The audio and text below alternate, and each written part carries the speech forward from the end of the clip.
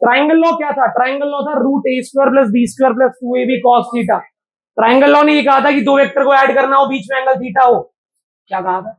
दो वेक्टर को ऐड करना हो, बीच में एंगल, तो लगा देना under root A square plus B square plus 2ab, दोनों वेक्टर ऐड हो जाएंगे। ऐसा ही था क्या? तो ये ट्राइंगल लॉ ने बहुत प्रमुख तरीके से आपको कहा। क्या ये आपको समझ में आया था लास्ट क्लास में? सेम चीज आज पैरेललोग्राम लॉ भी कहेगा, लेकिन मैं जो चाहता हूं आपको याद हो जाए वो आपको याद हो जाए तो बेहतर है। अब वो क्या है भैया जो मैं चाहता हूं आपको याद हो जाए? देख लेते हैं एक बार आराम से कुछ इंपॉर्टेंट बातें ट्राइंगल लॉ की। मैंने कल या परसों क्लास खत्म करने से पहले कुछ इंपॉर्टेंट बातें बताई तो थी कि कभी भी दो वेक्टर जो होते हैं उनका मैक्सिमम रिजल्टेंट आता है a plus B, direct add कर देते हैं। और वो कब होता है? दोनों वेक्टर एक ही डायरेक्शन में हो, थीटा 0 डिग्री हो। दो वेक्टर का मिनिमम रिजल्टेंट कब आता है? जब दोनों वेक्टर ऑपोजिट हो, 180 डिग्री पे हो, और वो रिजल्टेंट होता है a माइनस बी। ये बातें हमने पढ़ी थी, याद है? ठीक है। आज की क्लास किस बारे में बात कर रही है? यार देखो, वेक्टर क्वांटिटीज जो होती है उन्हें ऐड करने के तरीके पढ़ रहे हैं हम, कि वेक्टर को ऐड कैसे किया जाता है। अब वेक्टर को ऐड करने की कुछ ट्रिक सिखा रहा हूं जो ट्राइंगल लॉ से ही निकली है। चालू करें? देखो, अगर कभी भी पहली बात ये कहती है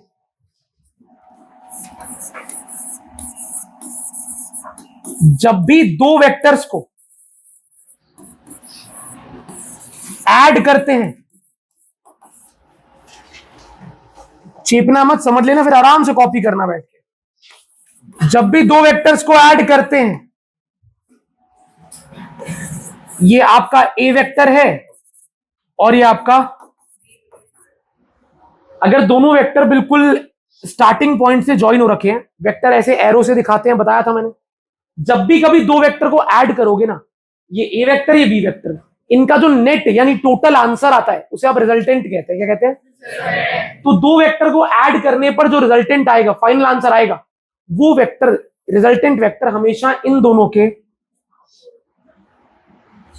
बीच में ही होता है। ये जो ए और बी वेक्टर का सम करके रिजल्टेंट आया, यानी कि ए वेक्टर इधर है, बी वेक्टर इधर है, रिजल्टेंट हमेशा कहां होगा भैया? एग्जैक्टली मिडल में? नहीं, बीच में। कहां? दोनों वेक्टर अगर टेल टू टेल ज्वाइन है, इसे बोलते हैं टेल, इसे बोलते हैं हेड। अगर दोनों vector tail to tail join है तो उनका रिजल्टेंट उनके बीच में ही कहीं होता है। बीच में ही भैया? बीच में कहां? ए की तरफ या बी की तरफ? बिल्कुल मिडल में होगा क्या? नहीं। फॉर एनी टू वेक्टर्स, मैंने बोला है किसी भी दो वेक्टर के लिए, है ना? किसी भी दो वेक्टर का रिजल्टेंट हमेशा उन दोनों के बीच में आता है, हमेशा उन दोनों के बीच में आता है। जब भी दो वेक्टर्स को ऐड करते हैं, उनका रिजल्टेंट, इसे आर वेक्टर मत पढ़ना, रिजल्टेंट पढ़ना, उनका रिजल्टेंट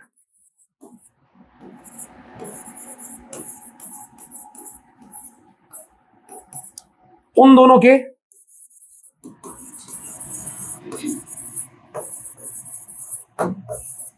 मिडल में आता है।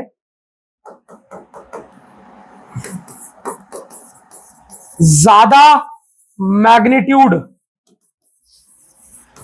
वाले वेक्टर के पास मिडल में तो आएगा। मान लेते हैं ए का मैग्नीट्यूड है 10, यानी ए वेक्टर की वैल्यू है 10 और बी वेक्टर की वैल्यू है 20। किसकी वैल्यू ज्यादा है? बी की। तो ये जो रिजल्टेंट होगा ये बी की तरफ होगा, ए से थोड़ा दूर, बी के थोड़ा पास। तो जिस वेक्टर की वैल्यू ज्यादा, रिजल्टेंट उसके ज्यादा पास होता है। पेन पेन पेन, श्योर हो? तो मान लेते हैं दो वेक्टर है हमारे, बीच वाला पेन रिजल्टेंट है, ये दो वेक्टर है, तो ये दो ब्लैक वेक्टर्स हैं, ये बीच वाला रिजल्टेंट है। हाँ, हो सकता है, कोई बात नहीं। बड़ा दुख है तेरे को यार, तो पिटता रहता है, उसका दुख नहीं है तुझे। अभी रुक बेटा, पिताजी आएंगे, पूरी मूवी चलवाएंगे उनके सामने हम। उल्टी हरकतों में पढ़ने वाला बच्चा यहां ना पढ़े, ठीक है? अच्छी बात है, ज्यादा मत बोल, नहीं तो फिर पूरा कच्चा चिट्टा खुलता है तो फिर बहुत बुरा होता है इंसान के साथ। ये दो वेक्टर हैं, इनका रिजल्टेंट इनके बीच में आएगा, लेकिन वो ऊपर वाले के पास होगा ऐसे, या नीचे वाले के पास होगा ऐसे। ये ये डिपेंड करता है कि किसकी वैल्यू। तो दो वेक्टर चाहे कुछ भी हो, अलग अलग हो, मैं अभी सेम मान ही नहीं रहा, मैं कह रहा हूं ये 10 है, ये 15 है, ये 16 है, ये 20 है, कुछ भी हो सकता है, इनका रिजल्टेंट हमेशा इनके, लेकिन किसके पास, जिसकी वैल्यू उसके। यहां तक समझ में आया? ये एक बेसिक कॉन्सेप्ट है जो किसी बुक में लिखा ही नहीं है, या तो लोगों को पता है या फिर कुछ टीचर्स बता देते हैं। तो मैं आपको इसलिए बता रहा हूं क्योंकि कहीं जहां पर ही आपके काम आएगा ना, वहां पर बताकर काम नहीं आएगा। आपके दिमाग में ये बात होनी चाहिए कि दो वेक्टर का रिजल्टेंट उनके बीच में आता है, हाँ, बड़े वाले के पास, बड़े वाले के। श्योर? अच्छा, ये तो पहला कॉन्सेप्ट था, बहुत ही बेसिक और बहुत ही आम कॉन्सेप्ट। सेकंड कॉन्सेप्ट पे आते हैं, करें शुरू? श्योर हो? ये सारे कॉन्सेप्ट याद रखने, ये तो चलो याद हो जाएगा बच्चों को, अभी आगे जो बता रहा हूं वो सारा याद होना चाहिए। क्या है सेकंड कॉन्सेप्ट?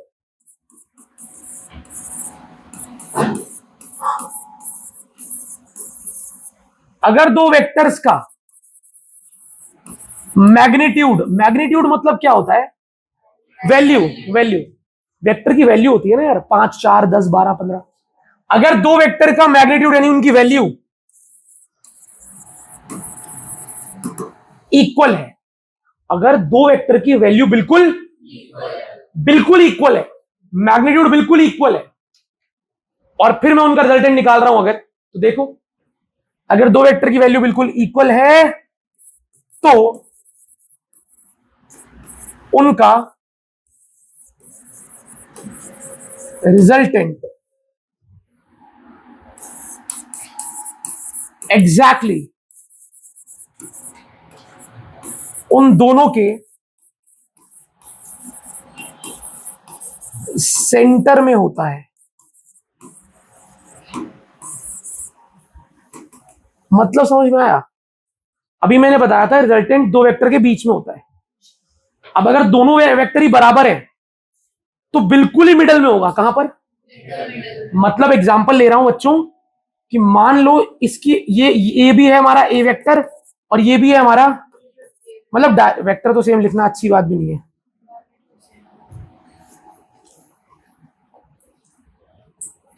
ये है ए वेक्टर जिसकी वैल्यू 10 है, ये बी वेक्टर जिसकी वैल्यू, इनके बीच का एंगल 60 डिग्री है, तो इनका रिजल्टेंट कहां होगा? बिल्कुल मिडल में।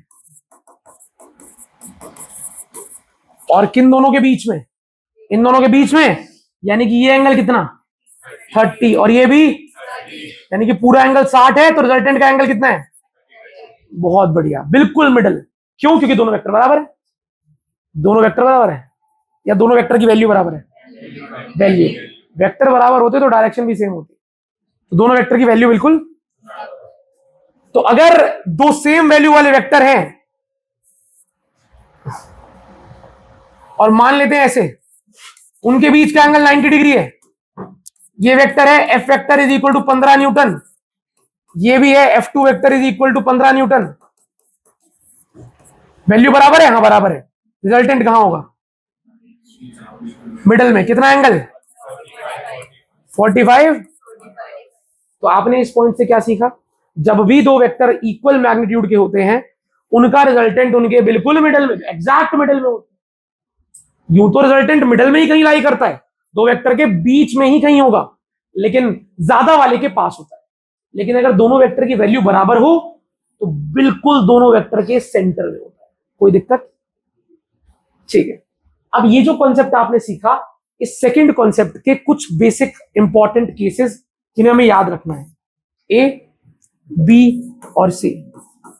भैया याद ही करना है इन्हें, अरे रट लेना है भाई इन्हें। दो वेक्टर इक्वल है, दोनों की वैल्यू ए है, दोनों की वैल्यू इक्वल है, तो वैल्यू तो सेम होगी ना। दो वेक्टर की वैल्यू बिल्कुल इक्वल है और इनके बीच का एंगल है 60 डिग्री। कितना एंगल है? 60 डिग्री। तो इनका रिजल्टेंट क्या आएगा? पहली बात तो बीच में आएगा, कितना एंगल बनाएगा? इधर भी। लेकिन रिजल्टेंट की वैल्यू क्या होगी? सुन लो, समझ लो, √3a। क्या होगी? जब दो वेक्टर 60 डिग्री पे होते हैं, कितने डिग्री पे होते हैं, और दोनों इक्वल होते हैं, और दोनों, कॉन्सेप्ट ऐसे ही याद करा जाता है, दो वेक्टर इक्वल है और 60 डिग्री पे हैं, इक्वल है, और उनका रिजल्टेंट आता है √3 टाइम्स कोई भी एक वेक्टर, इक्वल ना दोनों, तो √3 इंटू कोई भी एक की वैल्यू लिख दो। रूट, अगर ये भी ए है, ये भी ए है, और एंगल है 60 डिग्री, तो रिजल्टेंट होगा √3a। ये भी एफ है, ये भी एफ है, एंगल है 60 डिग्री, रिजल्टेंट होगा √3f। तो √3 से मल्टीप्लाई हो जाता है और रिजल्टेंट बन जाता है। कैसे आ गया, रट रखा है आपने? नहीं। कैसे निकाल लिया आपने कि रिजल्टेंट की वैल्यू √3a होगी? Triangle law. कैसे? दो वेक्टर के बीच का एंगल कितना डिग्री? एक बार ये बी और सी मिटा के एक बार मुझे बताओ, इधर सारे यहां देखना ध्यान से।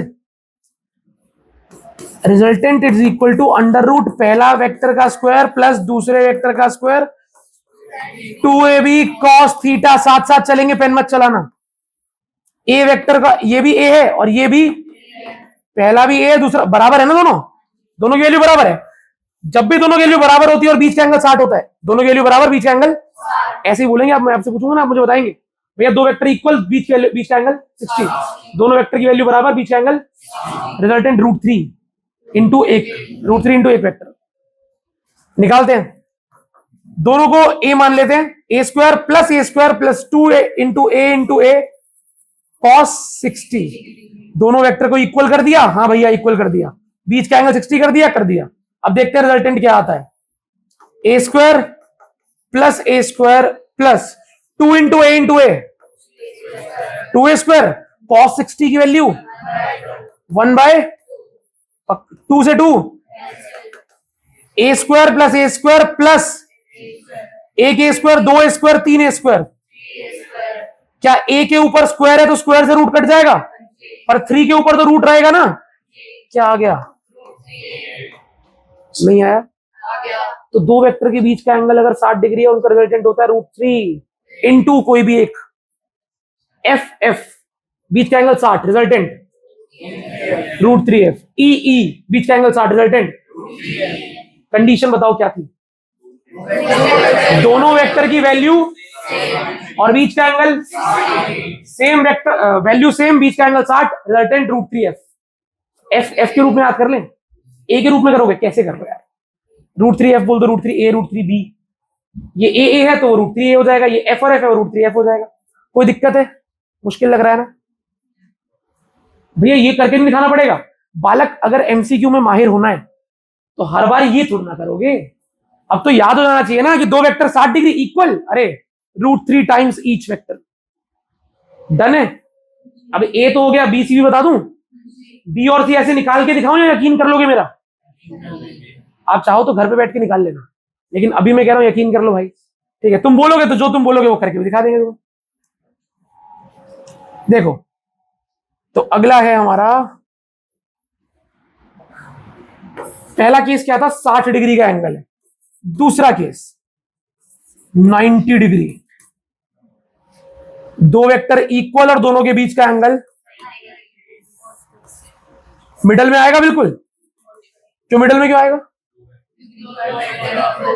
क्योंकि दोनों वेक्टर, तो रिजल्टेंट बिल्कुल मिडल में आएगा। तो रिजल्टेंट होगा क्या? 90 डिग्री पर रिजल्टेंट होता है √2a। क्या होता है? याद कर ले, हाँ याद कर ले, बिल्कुल मिडल में। और आगे आंसर क्या आया? √2a। अगर दो वेक्टर इक्वल हैं और 90 डिग्री पे हैं तो रिजल्टेंट होता है √2a। इक्वल है और 60 डिग्री में तो रिजल्टेंट होता है एक और केस है,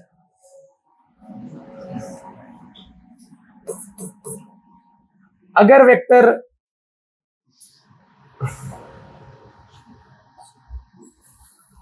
वेक्टर इक्वल है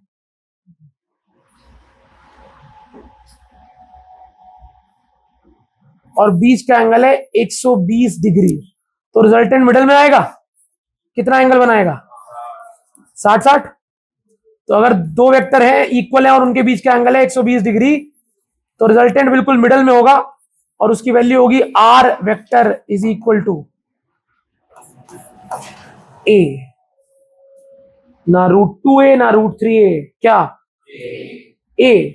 मतलब दो वेक्टर जब 120 डिग्री पे होते हैं तो उनका रिजल्टेंट उन्हीं के बराबर आ जाता है। दोबारा, दो वेक्टर जब 120 डिग्री पे होते हैं तो उनका रिजल्टेंट उन्हीं के बराबर आ जाता है। अरे ट्राइंगल लॉ से निकालो, यही आएगा।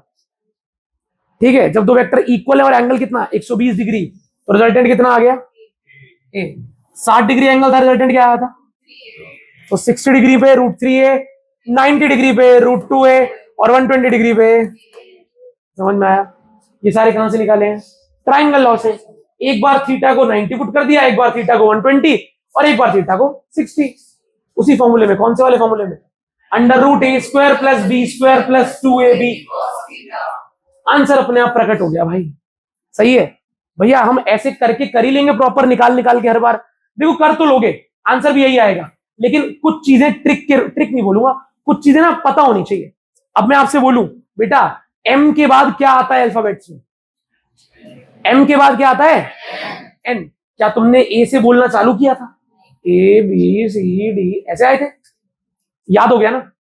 तो कुछ चीजें याद हो जाती हैं, पर हमारे पास अभी फिजिक्स में इतना समय नहीं है कि तुम्हें याद हो जाए। भैया 40-50 क्वेश्चन करेंगे, हमें पैटर्न समझ में आ जाएगा। जहां जहां पे वेक्टर इक्वल थे और एंगल 60 था, वहां आंसर √3 करके आया था। इतने क्वेश्चन करने के लिए है ही नहीं हमारे पास कि तुम इतने सारे क्वेश्चन कर रहे हो और तुम्हें याद हो जा रहा है या तुम्हें आज दिख रहा है। भैया मैंने बहुत सारे क्वेश्चन करे सेम वेक्टर वाले 60 डिग्री वाले, हर बार आंसर √3 आता है। मैंने पैटर्न पैदा कर लिया, अब मैंने ट्रिक बना ली।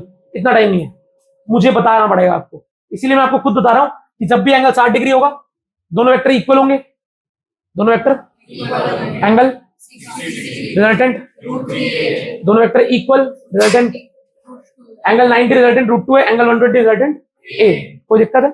मुश्किल तो नहीं है। इसका डायरेक्ट यूज करेंगे हम बड़े बड़े चैप्टर्स में। आगे फोर्स नाम का चैप्टर आएगा, और भी आएंगे।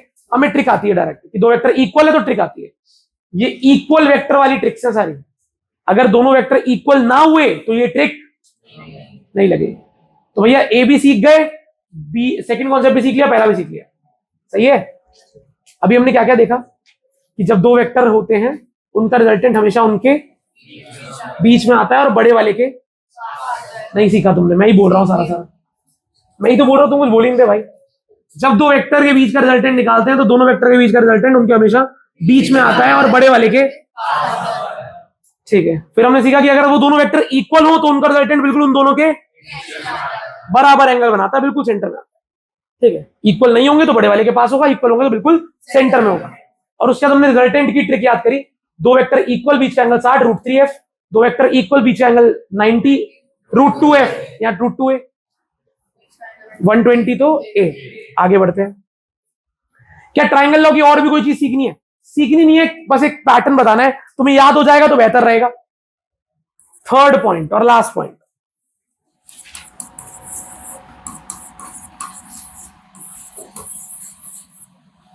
अगर दो वेक्टर्स परपेंडिकुलर हैं, मतलब कि उनके बीच का एंगल 90 डिग्री है, तो उस केस में इक्वल नहीं है। ये ए वेक्टर है और ये एंगल क्या है, तो रिजल्टेंट इनके बीच में कहीं पे आएगा और बड़े वाले के पास आएगा। मान गए? लेकिन जब 90 डिग्री होता है ना, तो आप जब ट्राइंगल लॉ लगाते हो तो निकल के आता है √a²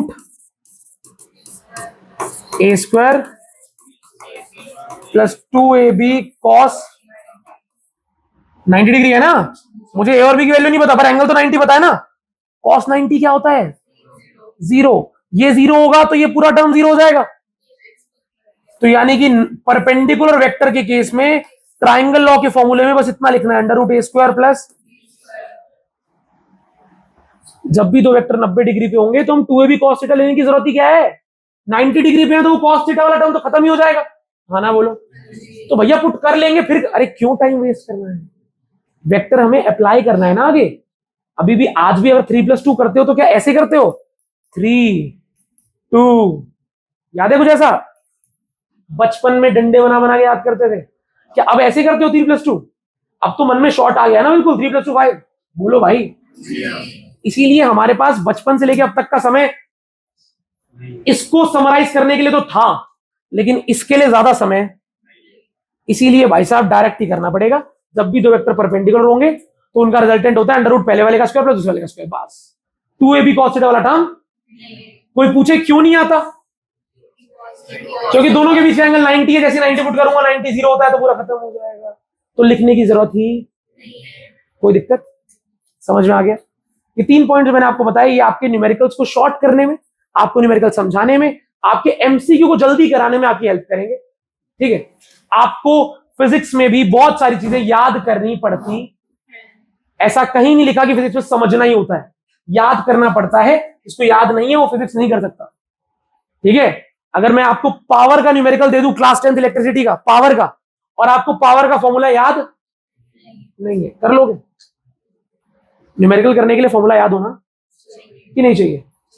चाहिए नहीं चाहिए? Are you sure? फॉर्मूला नहीं आता होगा तो क्वेश्चन हमसे, तो ऐसे ही यहां पर बहुत सारी ट्रिक्स टिप्स तरीके नहीं आते होंगे, क्वेश्चन आपसे नहीं होगा। आगे बढ़ते हैं भाई, देखते हैं आगे की कहानी क्या है।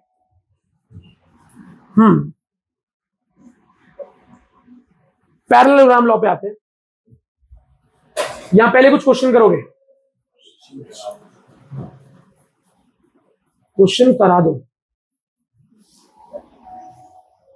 The greatest and the least resultant of two forces acting at a point are. अरे वाह, कह रहा है हिंदी बोलूं या हिंदी बना लेते हो? हिंदी बना लेते हो क्वेश्चन की? कौन कौन कह रहा है बना लेते हैं हिंदी? फिर तो जिंदगी में दुख ही नहीं आएंगे कभी। जो न्यूमेरिकल की हिंदी बना पाता है उसकी जिंदगी में दुख नहीं होते। लिखा है the greatest and the least resultant of two forces acting at a point. एक पॉइंट पर बालक दो फोर्स लग रहे हैं, एक का नाम मान लेते हैं F1, एक का नाम F2। कह रहा है एक पॉइंट पर दो फोर्स लग रहे हैं, उनका ग्रेटेस्ट और लीस्ट रिजल्टेंट दे रखा है। अब यार अभी मैंने क्लास की शुरुआत में बात करी थी, दो फोर्स दो वेक्टर का ग्रेटेस्ट रिजल्टेंट क्या होता है? A plus B. क्या होता है? A plus B. दो वेक्टर दो फोर्सेस का या दो वेक्टर का सबसे बड़ा रिजल्टेंट कब आता है? A प्लस बी आता है जब दोनों एक ही डायरेक्शन में हो। और सबसे मिनिमम रिजल्टेंट कब आता है? जब दोनों। तो क्वेश्चन मुझसे कह रहा है कि दो फोर्स हैं, एक ही पॉइंट पे लग रहे हैं, नाम बोल देते हैं F1 F2। तो उनका जो ग्रेटेस्ट रिजल्टेंट है वो है 25, और जो लीस्ट रिजल्टेंट है वो है 5। क्लियर है? तो मैं जानता हूं अगर दो फोर्स F1 F2 है तो उनका greatest resultant R greatest maximum resultant direct add करने पे आता है। इसके लिए क्या दे रखी है? 25। और लीस्ट रिजल्टेंट कब आता है? माइनस करने पर। उसके लिए दे रखी है। सही है? क्या मैंने गलत लिखा है सही लिखा है? अगर लास्ट क्लास में आप ये ना पढ़ते कि सबसे बड़ा रिजल्टेंट दोनों को ऐड करने पे आता है, सबसे कम रिजल्टेंट दोनों को माइनस करने पे आता है, तो आप ये इक्वेशन बना ही नहीं पाते। तो सिर्फ ट्राइंगल लॉ से नहीं होगा, कुछ और बातें भी पता होनी चाहिए। F1 प्लस F2 की वैल्यू 25 है, F1 माइनस F2 की वैल्यू 5 है। अब क्या करना है? पहले F1 F2 निकाल लें। एलिमिनेट करना आता है? ऐड कर दे क्या? ऐड करूंगा तो F2 से minus F2, F1 plus F1 कितने F1? 25 प्लस 5, F1 क्या आ गया? 30/2, 15 न्यूटन। F1 आ गया 15। F1 को पहली इक्वेशन में दूसरी में पुट कर दो, पुट करो। F1 की वैल्यू 15 आ गई, इधर देख लो 15। F1 की वैल्यू 15 है, 15 माइनस F2 इक्वल टू ये 5 माइनस का हो जाएगा, F2 प्लस का हो जाएगा। 15 minus 5, are you sure? F1 आ गया 15, F2 आ गया 10। मैंने यहां तक तो समझ लिया कि दोनों का मैक्सिमम रिजल्टेंट इतना है, मिनिमम इतना है। मैक्सिमम मतलब दोनों को ऐड करने पे आता है, मैक्सिमम बताया था डायरेक्ट ऐड कर दो। मिनिमम आता है माइनस करने पे। तो ग्रेटेस्ट और लीस्ट रिजल्टेंट की वैल्यू दे रखी है, मैंने F1 F2 निकाल दिया। क्वेश्चन शाना है, इससे ऊपर बात कर रहा है। क्वेश्चन कह रहा है if each force is increased by 5, अगर दोनों F1 F2 को 5 से बढ़ा दें, F1 को 5 से बढ़ाओगे तो कितना हो जाएगा? तो F1 डैश नाम रख रहा हूं नए फोर्स का, पहले वाला F1 था, उसको 5 से बढ़ा दिया, तो 15 जमा 5, तो नया वाला F1 हो गया 20। और अगर मैं F2 को 5 से बढ़ाऊंगा तो 10 प्लस 5, यानी तो ये आ गया नया वाला F1 और नया वाला। कह रहा है if each force is increased by 5, increase कर दिया भाई, find the resultant of the two new forces acting at right angle. मतलब वो कह रहा है दोनों फोर्स को 5 से बढ़ा दो, क्या कर दो 5 से, और 5 से बढ़ाने के बाद दोनों फोर्स कितने डिग्री पे हैं, 90 डिग्री। बताना दोनों फोर्स की वैल्यू क्या आ रही है 5 से बढ़ाने के बाद, 20 और, तो एक फोर्स 20 न्यूटन, एक फोर्स 15 न्यूटन, एंगल कितना। अभी बताया था दो वेक्टर 90 डिग्री पे होते हैं तो क्या करते हैं, resultant is equal to under root A square plus 2ab वाला टर्म, 90 डिग्री में 2ab वाला टर्म नहीं लिखते, नहीं लिखा मैंने। 20 का स्क्वायर 15 का स्क्वायर 625, आर क्या आ रहा है, यही आंसर। ये शीट में था क्या,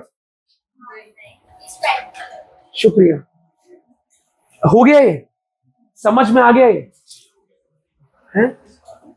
आर बी, अभी देखो यार बड़ा कौन सा है 20 और 15 में, 20, इसके पास कहीं बनेगा।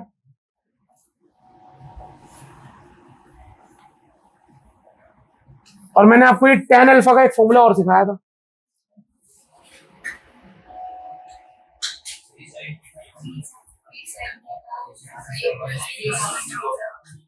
बी साइन थीटा अपॉन ए प्लस बी। पर पता है ये असली फॉर्मूला नहीं है, ऐसे तुम सारे क्वेश्चन नहीं कर पाओगे। tan अल्फा हर क्वेश्चन में निकालने के लिए अगर बोल दिया ना तुमसे, तुम आर वेक्टर तो निकाल दोगे हर जगह, under root A square B square 2ab cos theta लगा के आंसर भी आ जाएगा ऐसा 25 करके, बढ़िया आंसर आएगा। लेकिन आर वेक्टर के साथ साथ इसकी डायरेक्शन यानी tan अल्फा वो निकालने में बच्चों को कष्ट होता है। बताऊंगा क्या गलती होती है, वो सिखाऊंगा भी, उसकी भी ट्रिक बता दूंगा कि कभी भी tan अल्फा निकालना हो किसी भी न्यूमेरिकल में आराम से निकल जाएगा, कोई दिक्कत नहीं आएगी। पहले बताओ ये भयानक सा न्यूमेरिकल हुआ तुमसे, आसान था, कौन कह रहा है आसान था भाई, कसम से कह रहा हूं, अगर तुम्हें आसान लग गया ना, लग रहा है अगर आसान, तो मेरे लिए बहुत अच्छी बात है कि तुम्हें फिजिक्स तुमसे हो जाएगी, पर पता नहीं क्यों आसान लग रहा है तुम्हें।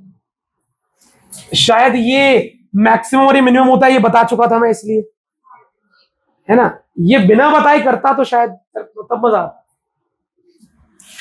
25 आ रहा है, tan अल्फा निकाल रखा है, बीटा बोल रहा है वो, एक ही बात है, इसने tan अल्फा निकाल रखा है।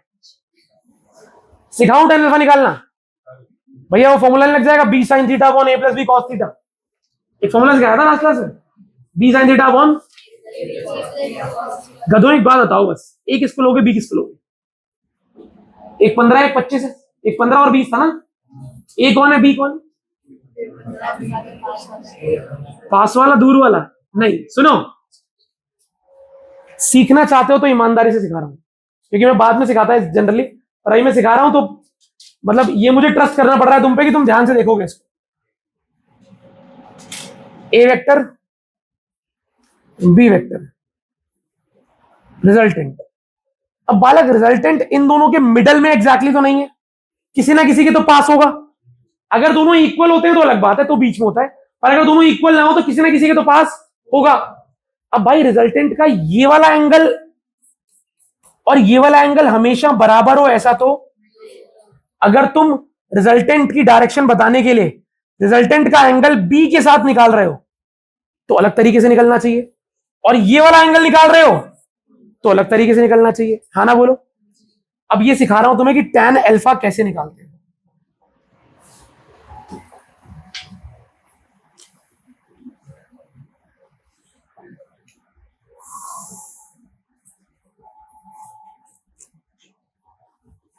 आपको रिजल्टेंट का एंगल जिस भी वेक्टर के साथ निकालना है, अभी मैंने रिजल्टेंट का एंगल किसके साथ निकाला, बी वेक्टर के साथ, आपको रिजल्टेंट का एंगल जिस भी वेक्टर के साथ निकालना है, tan अल्फा के फॉर्मूले में वो वेक्टर, ध्यान से देख लो, वो वेक्टर चुपचाप नीचे आएगा अकेला। जिस वेक्टर के साथ आपने रिजल्टेंट का एंगल लिया है ना, यहां मैंने अल्फा इसको माना ना ऊपर वाले एंगल को, मैं रिजल्टेंट का एंगल बी के साथ निकाल रहा हूं। तो अगर मैंने ऊपर वाले एंगल को अल्फा माना है, तो अगर ये इसको अल्फा मान के tan अल्फा निकालना है आपको, सिंपल सा रूल है, जिस वेक्टर के साथ एंगल निकालते हैं, आर का एंगल किसके साथ निकाल रहे हो, बी वेक्टर के साथ, तो बी वेक्टर की वैल्यू चुपचाप डिनोमिनेटर में आती है। जो दूसरा वेक्टर है जिसके साथ एंगल नहीं लिया, उसका कॉस ऊपर और प्लस में साइन नीचे। उल्टा कर दिया मैंने, साइन ऊपर और कॉस नीचे।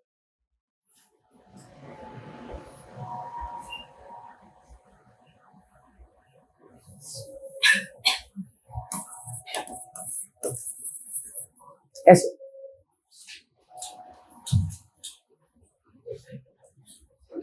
दोबारा सुन लो, रिजल्टेंट का एंगल किसके साथ निकाल रहे हो, बी के साथ।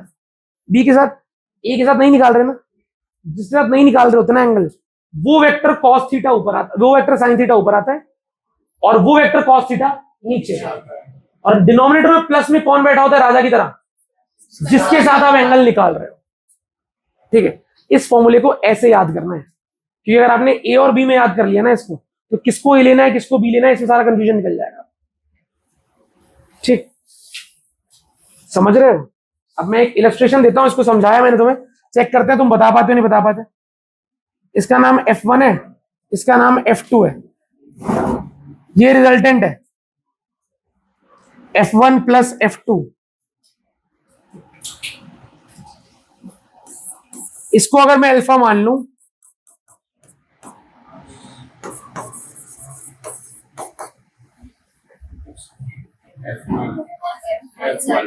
जिसके साथ एंगल नहीं लिया वो कौन है, रिजल्टेंट का एंगल किसके साथ ले रहा हूं मैं, F2 के साथ। F1 को मैंने लावारिस छोड़ दिया, तो जो लावारिस छूटता है उसके साथ साइन आता है, ऊपर कॉस आता है, तो ऊपर आएगा F1, नीचे आएगा F1, और जिसके साथ एंगल लिया है वो है ये है फॉर्मूला। नहीं आया, अब भी नहीं आया जोशमी, आ गया, आर यू श्योर जोशमी?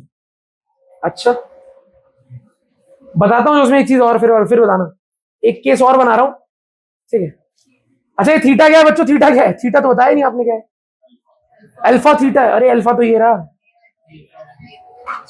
बहुत बढ़िया प्रेशा, थीटा है F1 और F2 के, अरे दो वेक्टर के बीच के एंगल को थीटा कहते हैं मुन्ना, ये पूरा एंगल है थीटा, सही है। अच्छा, अब बताना दोबारा, अब जोश नहीं बताएगी और कोई नहीं बताएगा, उसके बाद बाकी बच्चे थोड़ा सा घुमा लेते हैं, ये सेम डायग्राम तुम्हें रट चुका होगा।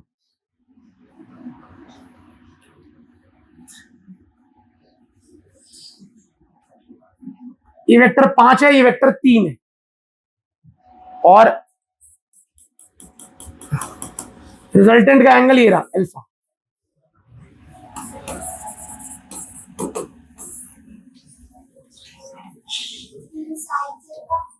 थ्री साइन थीटा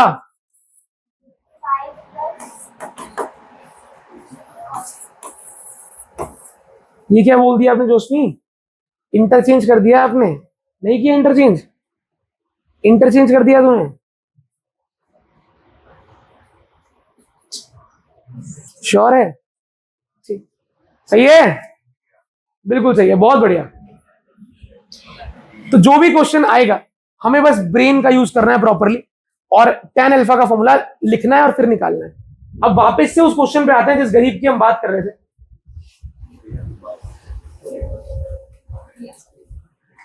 ये क्वेश्चन है ना हमारा, इस क्वेश्चन में बताओ यार, एक 20 था, एक 15 था, ऐसा ही था। तो मान लो हम 20 न्यूटन वाले के साथ एंगल निकालते हैं, तो tan अल्फा का फॉर्मूला क्या हो जाएगा,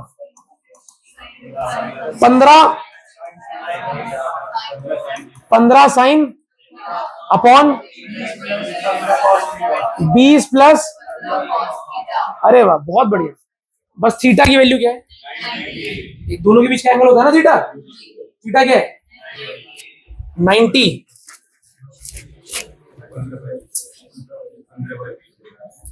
तो थीटा 90 है, साइन 90 1, कॉस 90 तो क्या आ जाएगा, tan alpha is equal to 15 यानी कि 3/4 को कट करो,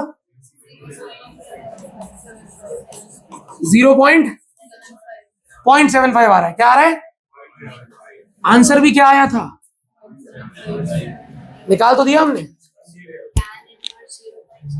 एक ही बात है, tan इनवर्स में छोड़ो, tan अल्फा लिख के छोड़ दो। सुनो सुनो, ये सवाल भी अच्छा है। मैम पूछ रही है कि ये जो आपने अल्फा लिया था, आपने इस डायग्राम में रिजल्टेंट का एंगल 20 न्यूटन के साथ लिया है। क्या मैं रिजल्टेंट का एंगल 15 के साथ लेके वो वाला एंगल निकाल के छोड़ सकती हूँ? हाँ हाँ, रिजल्टेंट का एंगल किसी के साथ भी ले सकते हो आप, बस आपको बताना पड़ेगा आंसर में। Resultant is making tan alpha is equal to इतना with A vector, with B vector. ठीक है, यहां ये आंसर अधूरा है, ये गलत आंसर है। यहां पर tan बीटा 0.75 लिखा होना चाहिए, विद 20 न्यूटन, 20 न्यूटन के साथ बन रहा है एंगल। सही है। ऐसे किस किस को क्वेश्चन समझ में आया? सीख रहे हो कुछ? अच्छा, अगला प्रश्न, कॉन्सेप्ट प्रश्न ये होगा यार, शीट में यार कर दिया होगा तूने एक बार में। Two force equal to P and 2P act on a particle. ये P है और ये 2P। मान लेते हैं भैया 2P को ऊपर मान सकते हैं, ऊपर मान ले भाई, ये P और ये 2P, दोनों के बीच का एंगल नहीं पता तो क्या मान लेते हैं, theta, act on a particle. इनका रिजल्टेंट आता होगा कहीं ना कहीं, हाँ ना बोलो। तो ये मैंने रिजल्टेंट बना दिया इनका R, resultant number 1 R1 vector. जो भी आएगा मुझे निकालने की जरूरत, कुछ ना कुछ तो आता ही होगा। ये रिजल्टेंट 2P के साथ कुछ एंगल बना रहा होगा, अल्फा। सही है। अच्छा, तो ये tan अल्फा क्या होगा बच्चों? अच्छा एक बात बताओ, रिजल्टेंट की डायरेक्शन तो tan अल्फा से निकलती है ना, ये मैंने तुम्हें लास्ट कक्षा में बताया था। ये जो tan अल्फा होता है ये रिजल्टेंट की डायरेक्शन बताता है। तो tan अल्फा कैसे निकालेंगे अभी सिखाया मैंने तुम्हें, बताओ। दूसरे वाले का साइन थीटा,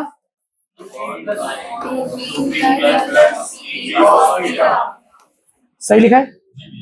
ये केस नंबर 1 था, कोई दिक्कत? श्योर, यहां तक किसी को दिक्कत नहीं होनी चाहिए। इसके बाद क्वेश्चन क्या कह रहा है हमें, इसके बाद कह रहा है, यहां देखो tan अल्फा आ गया, तो मिश्रा जी वो क्या बोल रहा है अगले केस में, if second case, if the first B doubled, अगर पहला कौन था P, अगर P को डबल कर दूं, तो डबल भी करूंगा तो उसी डायरेक्शन में रहेगा ना, P का हो जाएगा 2P, बस लेंथ बढ़ जाएगी, ऐसा ही तो होगा। अच्छा, and the second be increased by 20, second क्या था 2P, अगर 2P को 20 से बढ़ा दें तो क्या बन जाएगा 2P प्लस 20। तो पहले वाले को डबल कर दिया, दूसरे को 20 से बढ़ा दिया। ऐसा करने पर क्या होता है, the direction of the resultant is unaltered, यानी कि इनके बीच का एंगल तो थीटा ही रहेगा अब भी, क्योंकि दोनों में ही वेक्टर का साइज बढ़ाया, बस एक को डबल करा, एक में 20 जोड़ दिया, तो इनके बीच का एंगल पहले भी थीटा था अब भी थीटा है। क्वेश्चन कह रहा है बढ़ाने के बाद भी जो रिजल्टेंट आ रहा है ना, इनको बढ़ाने के बाद भी जो रिजल्टेंट आ रहा है वो रिजल्टेंट की डायरेक्शन वही है जो पहले वाले की थी। कैसे? The direction of the resultant is unaltered, unaltered मतलब चेंज नहीं हुई। पहले भी रिजल्टेंट अल्फा एंगल बना रहा था, अब भी रिजल्टेंट जो R2 नामक नया रिजल्टेंट आया है वो कितना एंगल बना रहा है, अल्फा। हमने कहा तो हैरानी की बात है यार, आपने वेक्टर्स को बदला पर ऐसे बदला कि रिजल्टेंट की डायरेक्शन वही रही जो पहले थी, और रिजल्टेंट की डायरेक्शन किससे नापते हैं, अल्फा से। तो यहां पर जो अल्फा था पहले केस में, दूसरे केस में भी अल्फा वही है, रिजल्टेंट उतना ही डायरेक्शन एंगल ले रहा है वेक्टर के साथ, नीचे वाले वेक्टर के साथ।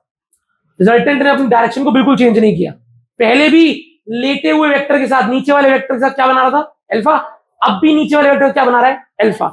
इससे पता चलता है resulting direction change.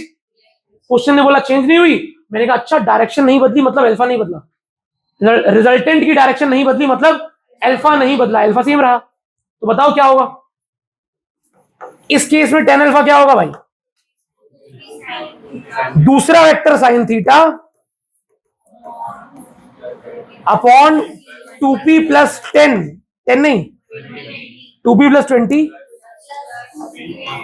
Plus 2p। कौन कौन कहता है वो ये दोनों tan अल्फा लिख पाएगा? श्योर है? और एक बात आओ, ये भी tan अल्फा है, ये भी tan अल्फा है, यहां tan अल्फा इसके बराबर है, यहां tan अल्फा, तो ये दोनों भी तो आपस में इक्वल रख सकते हैं। जरा एक बार अपनी बुद्धि से बताना बच्चों,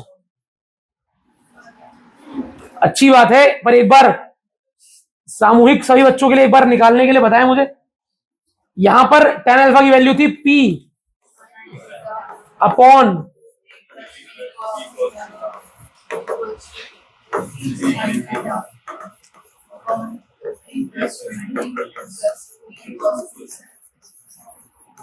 सही है क्या? ये वाला p यहां से भी p कॉमन आ जाएगा नीचे से इस तरफ, ये साइन थीटा और ये साइन थीटा कट जाएगा पूरे, ये साइन थीटा पूरे से मल्टीप्लाई है, ये साइन थीटा भी पूरे से मल्टीप्लाई है न्यूमरेटर से, साइन साइन कट गया।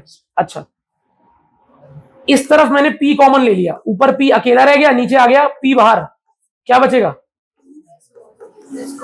2 प्लस p से b, यहां पे कौन बच गया? साइन थीटा कट चुका है, 2p upon 2p plus 20 plus 2p। सही है? क्रॉस मल्टीप्लाई करना आता है? क्रॉस मल्टीप्लाई कर दो, जल्दी बताना क्या आएगा? 2 इंटू 2p इक्वल टू, उस तरफ आ रहा है 4p, 2 into 2p 4p, cos theta into 2p 2p, इधर आ जाओ, 2 ये तो 1 है, 1 से तो जो मल्टीप्लाई होगा वही आएगा, 2p plus 20 plus 2p, 2p plus 20 plus, सही है? कौन है भाई? p10 आ रहा है, वही आंसर क्या? तो 2p cos थीटा है, 2p cos थीटा कट जाएगा, इक्वल टू के इस तरफ उस तरफ है क्या? तो 2p cos थीटा से 2p cos थीटा कट गया। अब यहां पर और कुछ है कटने वाला? नहीं, 2p plus 20 is equal to 4p, यहां जाएगा, 20 is equal to 4p minus 4p में से 2p गए, अब तो हो जाना चाहिए फाइनली। अब जाके मिश्रा ने अपने मुंह से बोला 10, आ जाएगा मिश्रा साहब? क्या कोई बहुत 30 मार खान कॉन्सेप्ट लगाया? ये दोनों इक्वल क्यों है?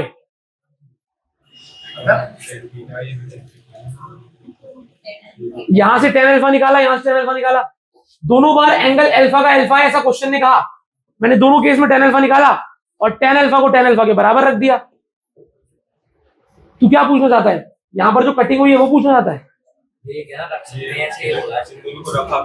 क्योंकि दोनों बार एंगल सेम है, क्वेश्चन ने बोला है यूजुअली एंगल बदल जाता है, आप वेक्टर को बदलोगे रिजल्टेंट की डायरेक्शन बदल जाएगी, पर इस बार क्वेश्चन मुझसे कह रहा है रिजल्टेंट डायरेक्शन नहीं बदली, डायरेक्शन रिमेन सेम अनऑल्टर्ड, इसीलिए अल्फा अब भी अल्फा ही था, इसीलिए दोनों tan अल्फा को बराबर रख दिया।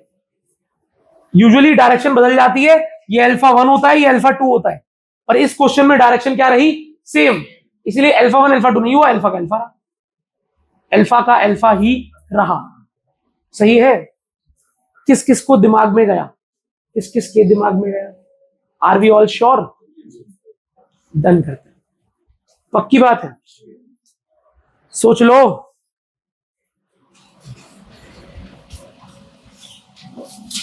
दस न्यूटन,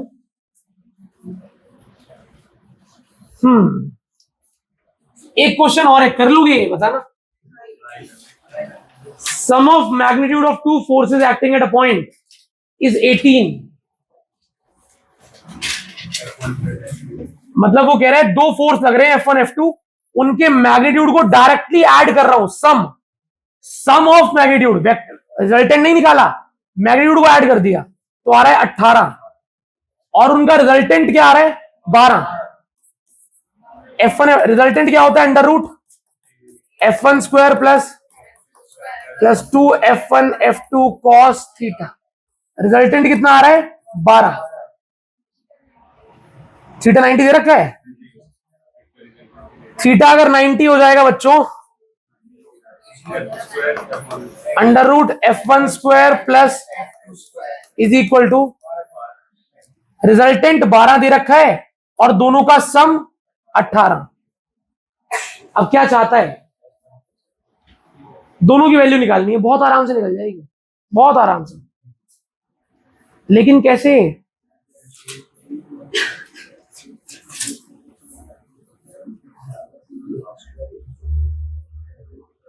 इधर इधर एक फोर्स को x मान लो, एक को x प्लस वाई की वैल्यू, सही है, और एक को x माना था, एक को y, तो under root x square plus y square equal to 12, root को उधर ले जाओ, x square plus y square equal to, equation number 1, equation number 2, यहां से x निकाल के यहां पुट कर दो, यहां से y निकाल लो, यहां से y निकाल के यहां पुट करोगे, क्वाड्रेटिक बन जाएगी, आंसर आ जाएगा। नहीं आया, कुछ कड़क ही बोल दिया भैया इस क्वेश्चन ने, मैं हटा दूं इसे, करा दूं, प्रॉपर करा दूं। मैम ये रूट जब इधर जाता है तो स्क्वायर बन जाता है, और 12 का जो स्क्वायर होता है वो 144।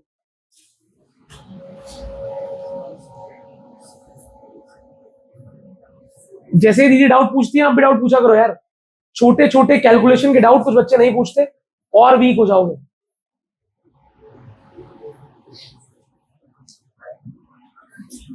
इससे y निकाल के वहां पुट कर दो, y आ जाएगा 18 माइनस एक्स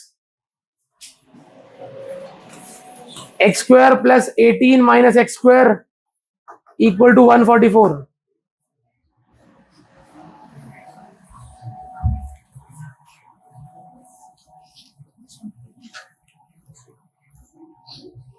मेरे को ये कैलकुलेशन में कोई इंटरेस्ट नहीं है भाई, इसमें मुझे ये जानना है तुम ये दो इक्वेशन बना पाओगे।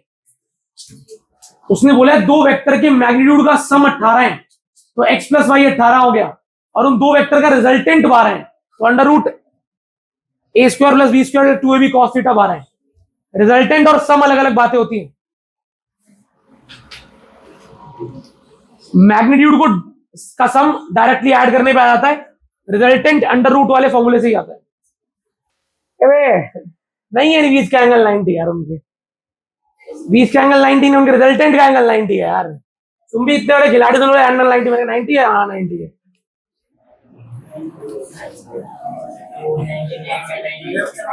दोनों के बीच का एंगल 90, उनके रिजल्टेंट का एंगल छोटे वाले फोर्स से 90 है। If the resultant is at 90 degree with the force of smaller magnitude, resultant का एंगल 90 है छोटे फोर्स के साथ। समझते हो इसका फर्क, समझते हो? थीटा 90 नहीं है, अल्फा 90 है। नहीं आया? ये तो अच्छा है कि नेगी का डी नेगेटिव आ गया था, नहीं तो काव्या का तो आंसर 5 आ गया है। वो तो क्वेश्चन पढ़ लिया मैंने, नहीं तो तुम में से बहुत बच्चे 5 निकाल देते। भैया 5 आ रहा है, क्यों नहीं आ रहा?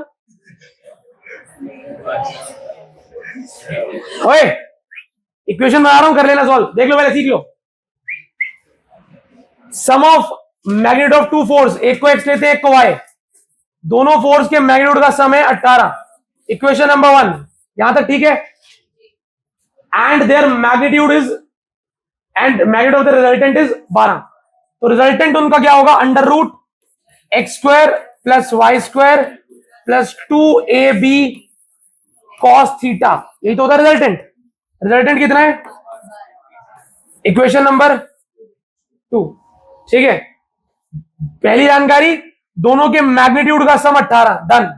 दूसरी जानकारी, एक्स और वाई का रिजल्टेंट, हम जानते हैं रिजल्टेंट ऐसे निकलता है, पहले का स्क्वायर दूसरे का स्क्वायर प्लस 2 इंटू पहला दूसरा cos थीटा 12। तीसरी जानकारी भी दी है, if the resultant is at angle of 90 degree, पहले मार्क कर लेता हूं, ये मान लो x है बच्चों और ये है y, ठीक है। y छोटा वाला फोर्स है और x मानना पड़ेगा ना, एक को छोटा बड़ा। और क्वेश्चन कह रहा है जो रिजल्टेंट है, रिजल्टेंट वो छोटे वाले के साथ कितना एंगल बना रहा है? 90, यानी कि y के साथ कितना बना रहा है? डायग्राम बनाना पड़ेगा, देख लो पहले।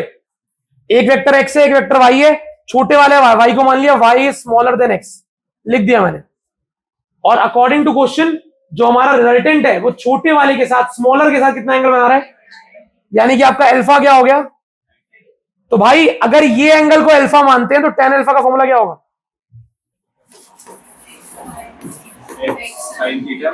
क्या x sin theta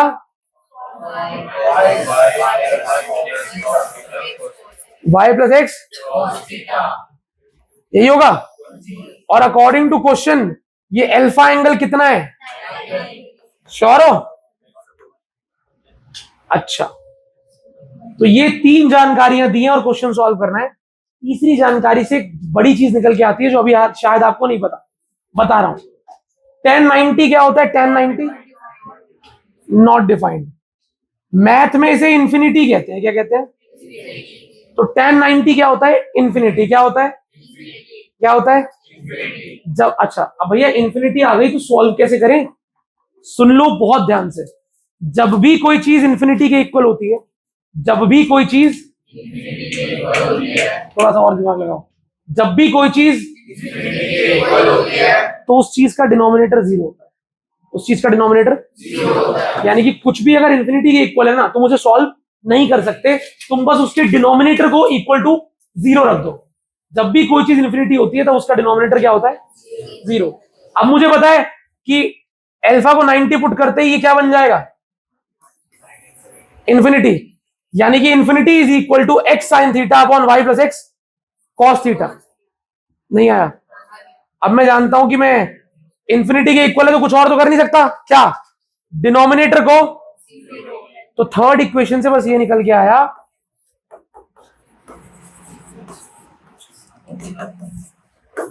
y plus x cos theta equal to zero. अब आपके पास तीन जानकारी है, 1 2 3। अब कर लो सॉल्व, हिंट दे सकता हूं, मतलब घर से ही करना, टाइम लेगा, ये टाइम लेगा। जेईई मेंस का क्वेश्चन है, सीबीएसई का क्वेश्चन नहीं है, बोर्ड का क्वेश्चन नहीं है। पिछला वाला भी जेईई मेंस का क्वेश्चन था, tan अल्फा वाला, 10 न्यूटन, जेईई मेंस का था वो।